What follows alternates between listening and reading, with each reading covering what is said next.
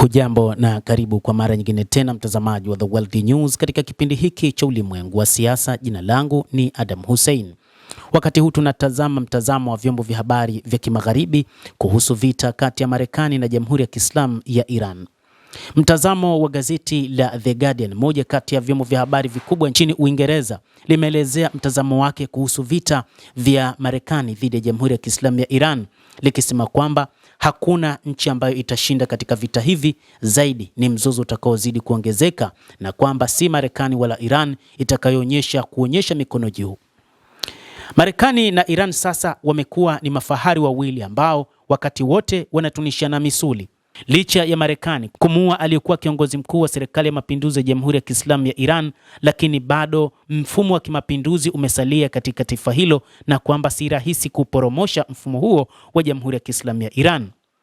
Marekani iliamini kupitia raia wa Iran wangeweza kuiangusha Jamhuri ya Kiislamu ya Iran, kwamba wao wangetumia nguvu ndogo tu, lakini jambo hili limekuwa tofauti na namna ambavyo Marekani imetarajia. Jamhuri ya Kiislamu ya Iran kupitia viongozi wake na watu wake pamoja na jeshi lake wamesimama imara katika mapambano dhidi ya Marekani na Israel. Katika kipindi hiki, Jamhuri ya Kiislamu ya Iran haikukubali kunyosha mikono hata baada ya kifo cha kiongozi mkuu pamoja na makamanda wakuu. Ikumbukwe, kabla ya kifo cha Ayatollah Al-Khamenei, moja kati ya wito ambao aliutoa kiongozi huyo ni kwamba hata kama atakufa, hakuna namna ya kunyosha mikono juu na kuwapa nafasi wa Marekani. Kiongozi huyo aliwahi kunukuliwa na vyombo vya habari katika Jamhuri ya Kiislamu ya Iran akisema kwamba ni bora kuendelea na mapambano kuliko kunyosha mikono juu. Wa Iran watateseka mno ikiwa viongozi watakata tamaa na kuipa nafasi Marekani kuitawala Iran watakavyo. Hata hivyo, amesema kwamba moja kati ya jambo ambalo Marekani inataka ni kutumia rasilimali za wananchi wa Iran, na ikiwa viongozi watakubali hili, wa Iran wataishi katika mazingira magumu mno, na kwamba mifumo, falsafa, lakini pia utamaduni wa Jamhuri ya Kiislamu ya Iran utapotea. Sasa mapambano lazima yaendelee, ni kauli ambazo zilizotolewa na kiongozi mkuu wa Jamhuri ya Kiislamu ya Iran, Ayatollah Al-Khamenei. Gazeti la The Guardian linaeleza kwamba kutokana na kauli kama hizi ni ngumu kwa Wairan kukata tamaa katika mapambano, na zaidi ni kwamba wataendelea na mapambano hadi toni la mwisho.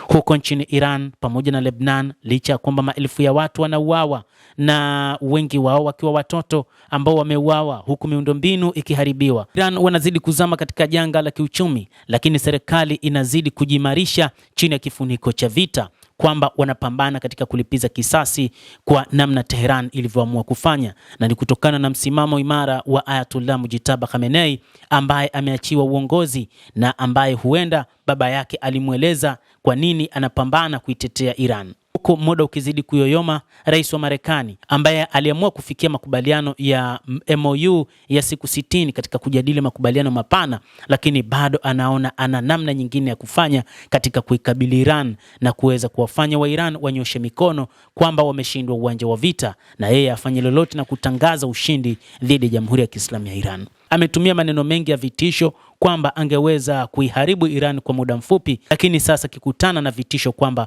wa Iran wanataka kumuua.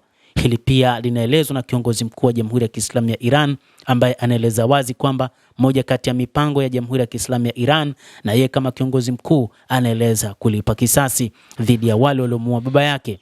Iran inatafsiri hilo kama kujimarisha zaidi, lakini pia kuhakikisha inapindua udhibiti wa Marekani katika Mashariki ya Kati, lakini pia wakati huu ikiufunga mlango wa bahari wa Hormuz, ambapo wachambuzi wa mambo wanauona mlango huo kama ni zaidi ya silaha za nyuklia ambayo inaitesa Marekani yenyewe pia. Hata hivyo, rais wa Marekani Bwana Donald Trump amesema jeshi la Marekani litaangamiza na kuharibu maeneo yote ya Iran ikiwa Iran itaendelea kuikabili Marekani na kuharibu ngome zake za kijeshi, na zaidi ikiwa itamkabili yeye kwa jaribio lolote la kumuua, na amewaita viongozi wake kwamba ni wachafu. Ijapokuwa Bwana Trump amesema MOU na usitishaji wa mapigano umekwisha, anashikilia kuwa mazungumzo yataendelea. Mujibu wa gazeti la The Guardian ni kwamba hali hii inaonyesha vita kati ya Marekani na Iran vitachukua muda mrefu, lakini hakuna taifa ambalo litanyanyua mikono juu kusema kwamba limeshindwa katika uwanja wa vita, na kwamba itaendelea kudumisha mashambulizi yake na wa Iran wataendelea kuishambulia Marekani.